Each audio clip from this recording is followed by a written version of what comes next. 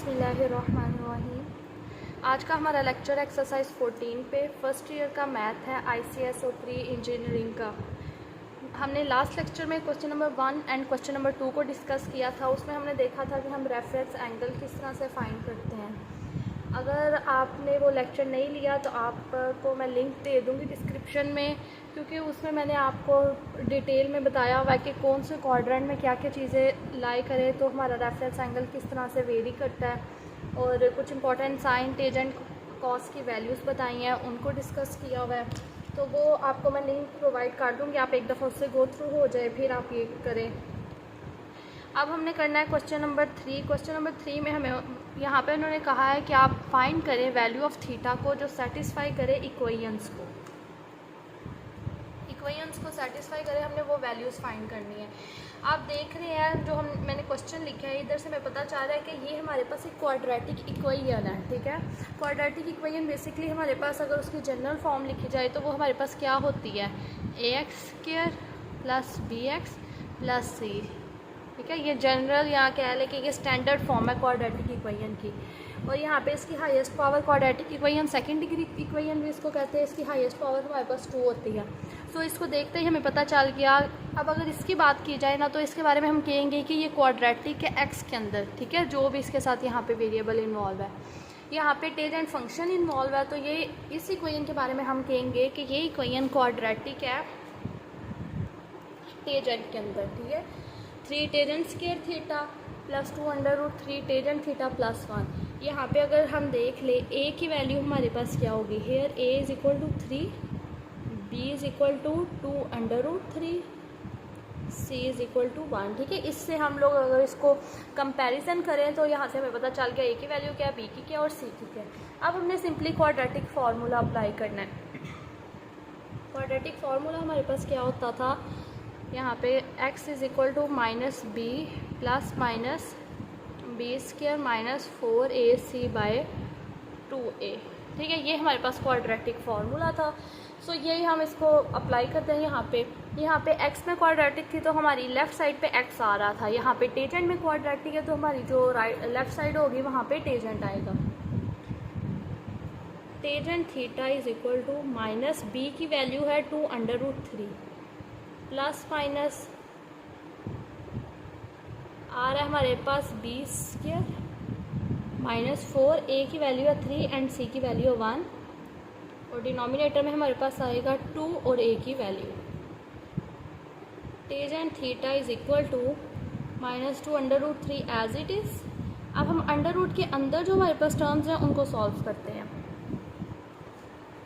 अब अगर हम इसको देखें 2 के ऊपर स्क्वायर अप्लाई होगा तो वो आ जाएगा 4 मल्टीप्लाई।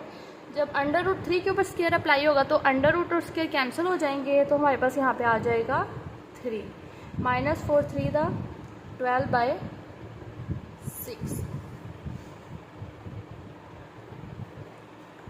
अच्छा जी, इसके बाद हम लिखेंगे टेजेंट थीटा = -2√3 ± 4 3 हमारे पास आ जाएगा 12 -12/6। अब ये हमारे पास 12 है, ये तो हमारे पास कैंसिल हो जाएगा। सो ये टर्म हमारे पास कैंसिल हो गई, ये सारी बन गई 0। हमारे पास जो रह गया वो हमारे पास क्या रह गया, हमारे पास रह गया टेजेंट थीटा = -2√3/6। इसको हम कैंसिल कर ले, 2 1s 2 3 तो हमारे पास क्या रह जाएगा, टेजेंट थीटा = -√3/3। अब इसको हम फर्दर आगे सॉल्व करते हैं। ठीक है, अगर इसको हम कर लें टेजेंट थीटा = -√3 को तो हम एज इट इज़ रहने देंगे। ये जो 3 है इसको हम इस तरह करके लिख लेते हैं √3 एंड √3। आप अगर इसको इस एक्सप्रेशन को देखें तो आप √3 और √3 मिलके क्या हो जाएगा, √3 का स्क्वायर। वो स्क्वायर जब √ से कैंसिल होगा तो दोबारा हमारे पास 3 आ जाएगा। सो हम इस तरह से कर सकते हैं। ये हमने इसलिए किया है क्योंकि हमें पता है कि टेजेंट 1/√3 पे कोई अगर देखा जाए तो टेजेंट √3/3 की हमारे पास वैल्यू नहीं है, लेकिन टेजेंट 1/√3 की हमारे पास वैल्यू है। इस वजह से हमने ये 3 को इस फॉर्म में कन्वर्ट किया और फिर कैंसिल करके हमारे पास एट द एंड क्या बचा, tangent theta is equal to -1/√3। अब क्वेश्चन नंबर 1 और 2 जो हमने डिस्कस किया था उसमें बता दिया था कि हमने जब भी हमारे पास अगर नेगेटिव वैल्यू आएगी तो हमने जस्ट पॉजिटिव को कंसीडर करना है और उसके अकॉर्डिंग फिर अपने रेफरेंस एंगल फाइंड करने हैं, ठीक है। यहाँ से अगर हम थीटा की वैल्यू को फाइंड करना चाहें तो आएगा theta is equal to tangent inverse -1/√3। This implies theta is equal to 30 degree और 30 डिग्री पे हमारे पास आ जाता है π/6। ये हमारे पास रेफरेंस एंगल फाइंड हो गया। अब हम ये लाइन लिखेंगे सिंस टेजेंट इज नेगेटिव, क्योंकि यहाँ से हमें पता चला है कि टेजेंट हमारे पास क्या है, नेगेटिव है।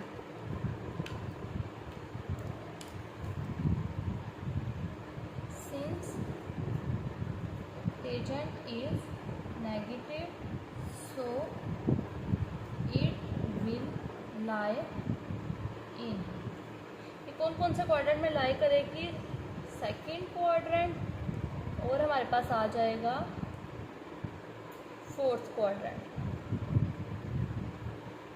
ठीक है। सेकंड क्वाड्रेंट में आ जाएगा हमारे पास और फोर्थ क्वाड्रेंट में आ जाएगा।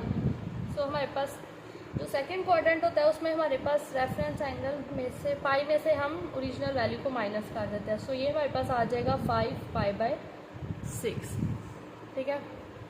और जो हमारे पास फोर्थ क्वाड्रेंट होता है उसमें हमने 2π में से माइनस करना होता है ओरिजिनल वैल्यू को। सो ये हमारे पास आ जाएगा 11π/6। अब यहाँ पे जो हमने क्वेश्चन 1 था उसमें हमें जनरल सोल्यूशन का कहा गया था, ठीक है। मैंने आपको बता दिया था अगर जनरल सोल्यूशन का कहा जाए तो जो भी ये इन फंक्शंस के पीरियड्स होते हैं उनको अंदर ऐड कर देते हैं, और अगर जनरल सोल्यूशन का ना कहा जाए तो जस्ट हम ये कह देंगे कि hence theta is equal to 5π/6 and 11π/6 are required solution. यहाँ पे रिक्वायर्ड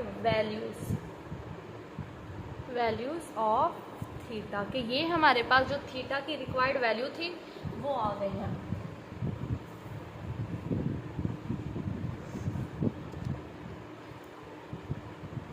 अब हम करते हैं क्वेश्चन नंबर 4। तो क्वेश्चन नंबर 4 है हमारे पास, वो भी हमारे पास एक क्वाड्रेटिक इक्वेशन ही आ जाएगी।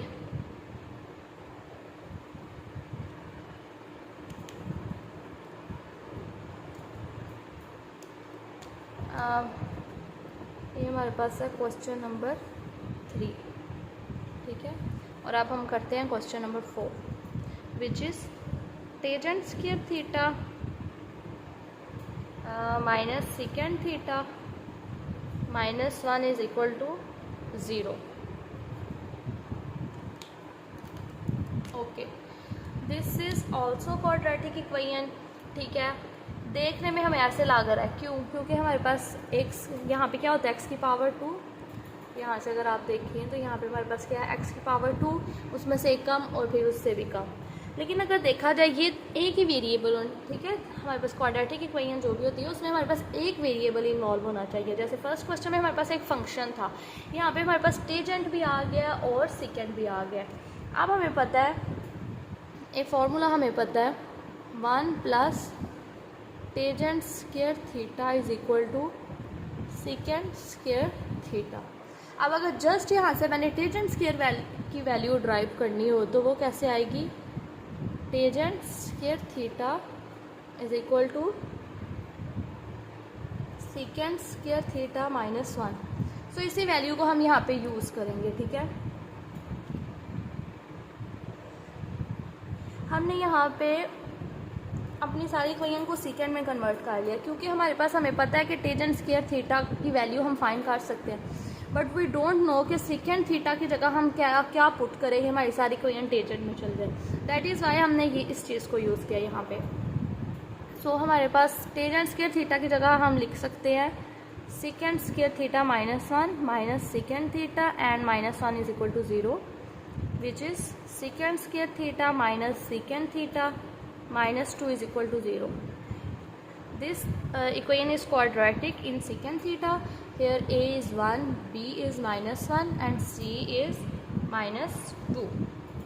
Now we are going to apply the quadratic formula with secant theta is equal to -b plus minus b square minus 4ac by 2a. secant theta is equal to 1 plus minus 1 का square 1 ही आएगा, minus minus plus 4 to the 8/2. इसको अगर हम लिखें तो आ जाएगा 1 plus minus 9/2. So secant theta is equal to 1 plus minus 3/2. ठीक है, 9 को हम लिख सकते हैं ना 3/2. यहाँ से हमारे पास secant की दो वैल्यूज़ आएंगी.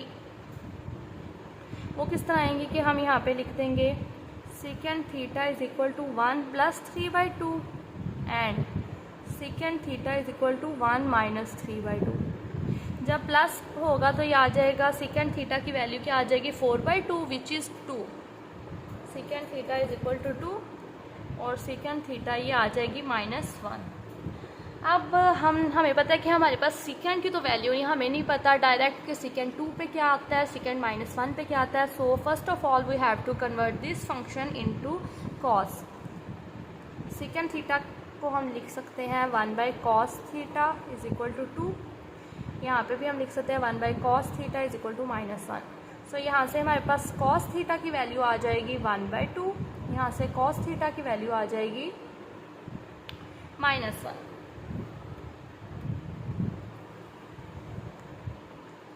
ओके, अब हम करते हैं cos theta is equal to 1/2 है. अब हम इसका रेफरेंस एंगल अगर फाइंड करें तो ये हमारे पास क्या आएगा, हमारे पास आ जाएगा theta is equal to cos 1/2 पे 1/2 किस पे होता है 30 डिग्री पे होता है. सो या सॉरी 60 डिग्री पे होता है. ये आ जाएगा 60 डिग्री विच इज़ π/3. एक तो ये आ गया. फिर अगर हम ये करें theta is equal to cos inverse 1. हमें पता है कि हमने जब रेफरेंस एंगल फाइंड करना है हमने जस्ट पॉजिटिव साइन को कंसीडर करना है. ठीक है, इसलिए यहाँ पे जस्ट मैं पॉजिटिव साइन को कंसीडर करूँगी. कॉस जो होता है ना cos इनवर्स 1 वो हमेशा 0 होता है. ठीक है, ये आपने याद रखना है. So theta is equal to 0. एक हमारे पास थीटा π/3 आ गया और एक हमारे पास 0 आ गया. अब हम इसके लिए पहले करते हैं फिर इसके लिए करेंगे. ठीक है, इसमें हमें पता है कि थीटा जो है वो पॉजिटिव है. जब थीटा पॉजिटिव हो तो it will lie in first and fourth quadrant. ये फर्स्ट और फोर्थ क्वाड्रेंट में लाई करता है. फर्स्ट क्वाड्रेंट में तो हमारा रेफरेंस एंगल ओरिजिनल आ जाएगा और फोर्थ क्वाड्रेंट में हमारे पास क्या आता है 2π में से ओरिजिनल वैल्यू को माइनस करते हैं. ये आ जाएगा 5π/3. सो यहाँ पे हमारे पास दो वैल्यूज़ आ गई हैं. The first one is π/3 and the second is 2π/3. Okay, अब ये जो हमारे पास है ये नेगेटिव है. कॉस जो होता है वो नेगेटिव होता है हमारे पास सेकंड और थर्ड क्वाड्रेंट में. सेकंड क्वाड्रेंट में हम लोगों ने करना है कि पाई में से ओरिजिनल वैल्यू को माइनस करनी है. तो ये हमारे पास पाई हमारे पास क्या है ओरिजिनल वैल्यू सॉरी हमारे पास है 0. सो इसका आंसर आ जाएगा पाई. और थर्ड क्वाड्रेंट में हमने पाई में थीटा को प्लस करना होता है. सो पाई हमारे थीटा हमारे पास फिर 0 तो ये हमारे पास फिर आ गया पाई. सो हमारे पास जो रिक्वायर्ड सॉल्यूशंस हैं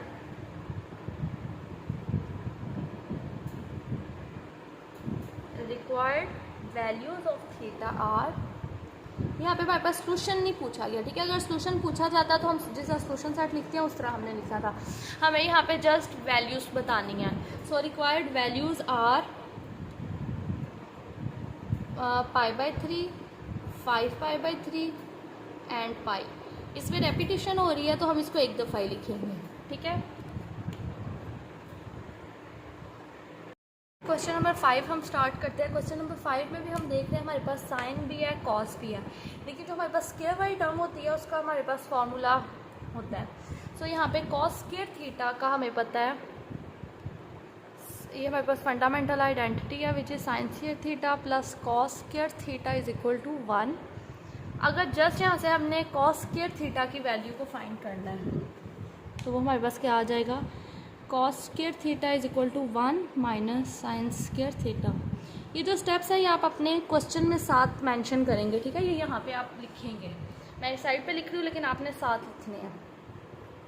सो कॉस स्क्वायर थीटा की जगह हम वैल्यू को पुट कर देते हैं। ये हमारे पास है 2 sine theta plus 1 minus sine square theta minus 1 is equal to 0। अब स्क्वायर वाले टर्म को स्टार्ट में ले लेते हैं, minus sine square theta plus 2 sine theta is equal to, अच्छा ये 1 और 1 कैंसिल हो गया तो हमारे पास 0 आ गया। अब हमें पता है कि फर्स्ट टर्म को हम पॉजिटिव करते हैं, ठीक है। सो हम ऐसा करते हैं, इनमें से माइनस के साथ अगर मल्टीप्लाई कर दें, मल्टीप्लाई बाय माइनस, माइनस के साथ मल्टीप्लाई करें तो जो नेगेटिव टर्म है वो पॉजिटिव हो जाएंगी। Sine square theta minus 2 sine theta is equal to 0। अब हमने देखे, अब ये हमारे पास क्वाड्रेटिक इक्वेशन नहीं बनी, ठीक है। सो हम ऐसा करते हैं कि हम देखते हैं, ये हमारे पास ज़रूरी नहीं कि हम इस पर क्वाड्रेटिक फार्मूला अप्लाई करें, हम इनकी फैक्टराइजेशन कर सकते हैं, ठीक है। कंप्लीटिंग स्क्वायर रूट तो खैर डिफ़िकल्ट हो जाएगा इन क्वेश्चंस पे। सो हम इसके फैक्टराइजेशन भी कर सकते हैं, या अगर हमारे पास कुछ और हमें पता चल रहा हो कि इस क्वेश्चन पे ये चीज़ अप्लाई हो सकती है तो हम वो भी करेंगे।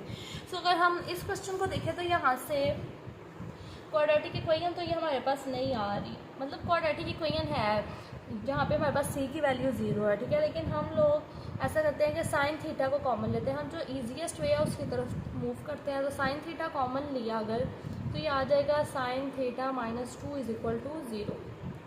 यहाँ से हमारे पास आ जाएगा साइन थीटा भी 0 है और साइन थीटा माइनस 2 भी 0 है।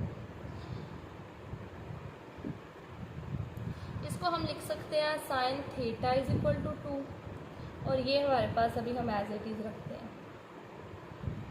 अब जो हमारे पास थीटा है ना, theta is equal to sine inverse 0।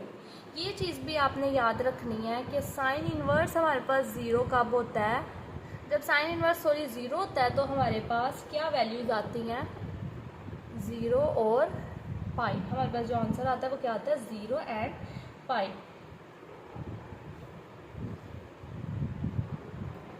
Okay अब हमारे पास इसको अगर हम लिखें तो हमारे पास आ जाएगा theta is equal to sine inverse 2। अब थीटा साइन इनवर्स 2 पे तो हमारे पास अनडिफाइंड फॉर्म आ जाती है, इसका मतलब है ये तो हमारे पास पॉसिबल ही नहीं है।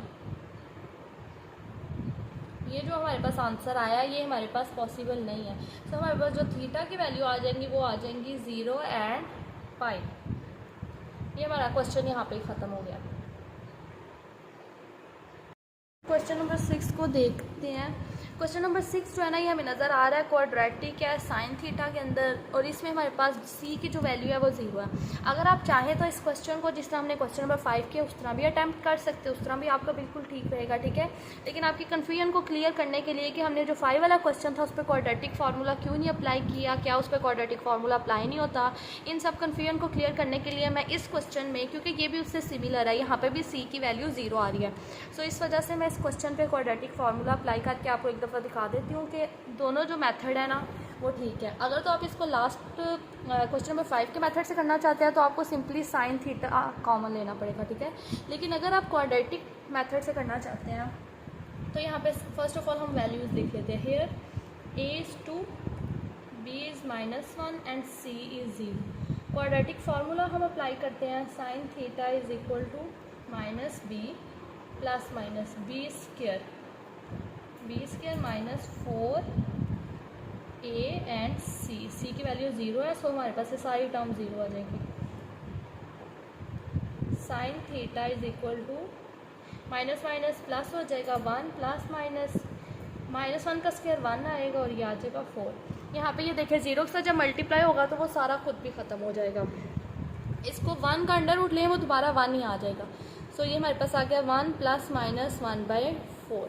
अब इसको हम दो तरीके से लिखेंगे, ठीक है, एक दफ़ा पॉजिटिव साइन के साथ, एक दफ़ा नेगेटिव साइन के साथ। So we have sine theta is equal to 1 plus 1/4 and 1 minus 1/4। अब अगर हम देखें तो साइन थीटा की हमारे पास क्या वैल्यूज़ आ जाएंगी, ये आ जाएगा 2/4, इसको कैंसिल करेंगे तो आ जाएगा 1/2 और ये तो डायरेक्ट हमारे पास आ गया 0, ठीक है। जब साइन थीटा की वैल्यू आ गई है,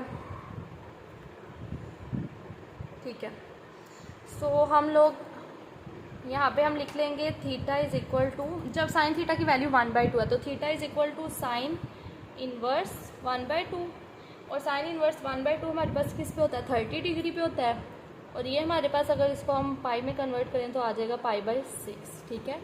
और एक हमारे पास आ जाएगी theta is equal to sine inverse 0। मैंने अभी आपको बताया था जब साइन इन्वर्स 0 होगा तो हमारे पास जो वैल्यूज़ हैं, ठीक है, ये आप देख सकते हैं, वैल्यूज़ हमारे पास क्या आ जाएंगी, 0 एंड पाई। सो यहाँ पे हमारे पास वैल्यू आ गई 0 पाई। अब हमें पता है साइन हमारे पास पॉजिटिव है, अगर साइन पॉजिटिव है तो हमारे पास कौन कौन से क्वाड्रेंट में लाई करेगा, फर्स्ट में और सेकंड में, सेकंड क्वाड्रेंट में। फर्स्ट क्वाड्रेंट में हमारे पास जो थीटा होता है वो हमारे पास ओरिजिनल वैल्यू ही आती है जो रेफरेंस एंगल की होती है, और थर्ड क्वाड्रेंट में हमने पाई में से माइनस करना होता है अपनी ओरिजिनल वैल्यू को, तो विच इज़ 5 पाई/6। सो हमारे पास जो रिक्वायर्ड वैल्यूज़ हैं, required values of theta are 0 pi पाई/6 5 पाई/6, ठीक है, ये हमारे पास आ गया। क्वेश्चन नंबर 7 को अगर हम देखें, यहाँ पे हमारे पास कॉस स्क्वायर भी है, साइन स्क्वायर भी है। इन केस अगर मैं यहाँ पे कॉस स्क्वायर की वैल्यू करती हूँ रिप्लेस, ठीक है, तो ये हमारे पास आ जाएगा 1 माइनस साइन स्क्वायर थीटा, और ये भी हमारे पास साइन वाली टर्म है, मतलब हम इसको तो काट लेंगे, ठीक है, इसको साइन में कन्वर्ट कर लेंगे, लेकिन हम यहाँ पे क्या करेंगे, ठीक है, तो यहाँ पे आके कि हमारे पास क्वाड्रेटिक इक्वेशन, मतलब ना तो ये साइन में क्वाड्रेटिक इक्वेशन बनेगी ना कॉस में बनेगी, तो इसको करने के लिए हमारे पास दो मेथड होंगे, ठीक है, दो मतलब आप कर सकते हैं, या तो आप पूरी टर्म को कॉस स्क्वायर के साथ डिवाइड कर लो, या फिर आप पूरी को साइन स्क्वायर के साथ कर लो, ठीक है। तो हम ऐसा करते हैं, कॉस स्क्वायर के साथ करते हैं, divided by cos square theta, ठीक है, तो ये हमारे पास आ जाएगा 3 cos square theta by cos square theta -2 √3 sine theta cos theta, और इधर आ जाएगा cos square theta -3 sine square theta by cos square theta is equal to 0। अब ये हमारे पास कैंसिल होके आ जाएगा 3 -2 √3, ये जब हमारे पास कैंसिल हो जाएगा, अब देखिए ये हमारे पास रह गया sine theta by cos theta. Sine theta by cos theta हमें पता है क्या होता है, टेजेंट थीटा, तो ये आ जाएगा साथ इसके आ जाएगा tangent theta minus sine square theta by cos square theta क्या होता है, टेजेंट स्क्वायर थीटा। ओके, अब हम ऐसा करते हैं, इसको सीक्वेंस में लिख लेते हैं। सबसे पहले हम टेजेंट वाली स्क्वायर वाली टर्म लिखते हैं, ये यहाँ पे रहेगी +3। अब यहाँ पे आप माइनस को कॉमन लो ना लो, ठीक है, ना लो तो भी आंसर सेम ही आएगा एट द एंड, लेकिन हम अपना एक स्मूथली काम करने के लिए हम ऐसा करते हैं, यहाँ से माइनस को कॉमन ले लेते हैं। ओके, माइनस से पूरी टर्म को मल्टीप्लाई कर देंगे तो ये आ जाएगा 3 tangent square theta +2 √3 tangent theta -3 is equal to 0। यहाँ पे अगर हम वैल्यूज़ को अगर करें तो a की वैल्यू है 3, b की वैल्यू है 2 √3 और c की वैल्यू है हमारे पास -3। अब क्वाड्रेटिक फार्मूला अप्लाई करें तो टेजेंट थीटा हमारे पास आ जाता है -b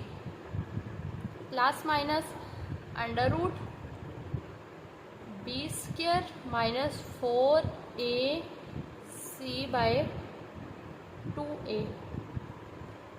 tangent theta is equal to -2 √3 plus minus, इसको हम करें तो ये हमारे पास क्या आएगा, 2 के ऊपर स्क्वायर अप्लाई करेंगे वो हो जाएगा 4, 3 के ऊपर करेंगे कैंसिल हो जाएगा, तो ये हमारे पास डायरेक्ट अगर देखें तो 12 आएगा, plus 4 3 12 12 3 36,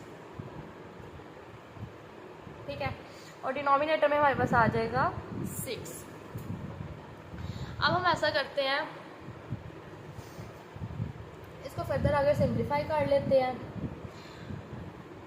tangent theta is equal to -2 √3 plus minus 12 के अंदर जब हम 36 को ऐड करेंगे तो ये हमारे पास क्या हो जाएगा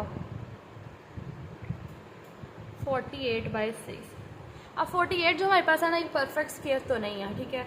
सो हम ऐसा करते हैं 48 का एलसीएम ले लेते हैं।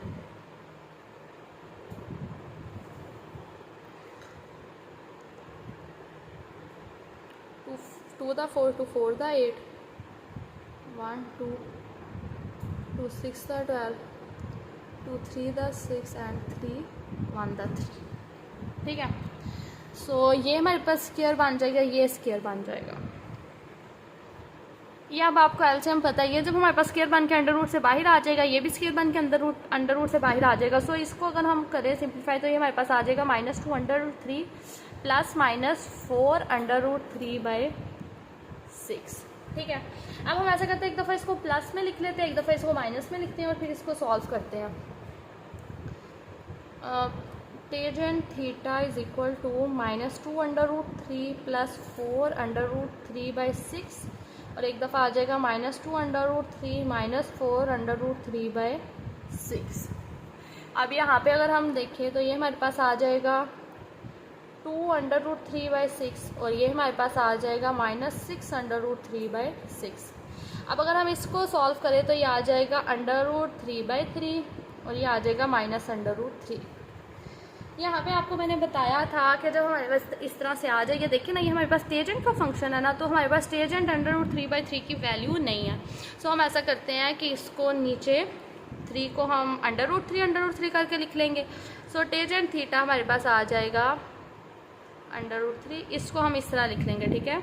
और ये एज इट इज़, ये जब इससे कैंसिल हो जाएगा तो एट द एंड हमारे पास टेजेंट थीटा की वैल्यू क्या आ जाएगी, टेजेंट थीटा 1/√3 और -√3।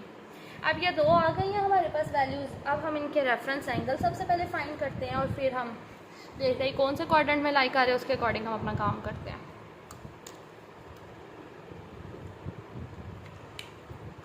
अब जब हमारे पास वैल्यू है टेजेंट थीटा की 1/√3, ठीक है, तो आ जाएगा theta is equal to tangent inverse 1/√3।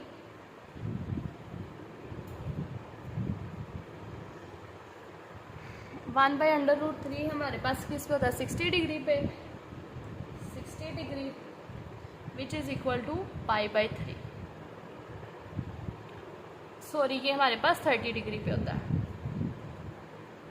और ये हमारे पास आ जाएगा 30 डिग्री और ये हमारे पास आ जाएगा π/6। और फिर जब थीटा की हमारे पास वैल्यू होती है नेगेटिव है, लेकिन यहाँ हमने पॉजिटिव कंसीडर करनी है, ये 60 डिग्री पे होता है और इसकी वैल्यू आ जाती है π/3। अब हम सबसे पहले इसको ले लेते हैं।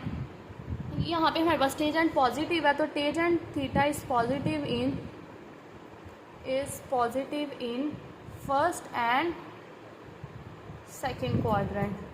जब फर्स्ट क्वाड्रेंट में आएगा तो थीटा हमारे पास आ जाएगा π/6 और जब हमारे पास थर्ड क्वाड्रेंट में आएगा तो थीटा आता है π + π/6 विच इज़ 7 π/6, ठीक है।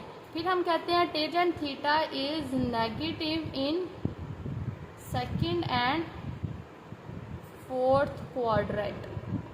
जब सेकंड में है तो हमने लिखना है π - π/3 विच इज़ 2 π/3 और एक दफ़ा हमारे पास आता है फोर्थ में हमारे पास आता है 2 π - π/3 विच इज़ 5 π/3, ठीक है। और ये जो हमारे पास है वो हमारे पास रिक्वायर्ड वैल्यूज़ है थीटा की। ये हमारे पास रिक्वायर्ड वैल्यूज़ ऑफ थीटा क्या है, required values of theta is equal to π/6, 7 π/6, 2 π/3, 5 π/3।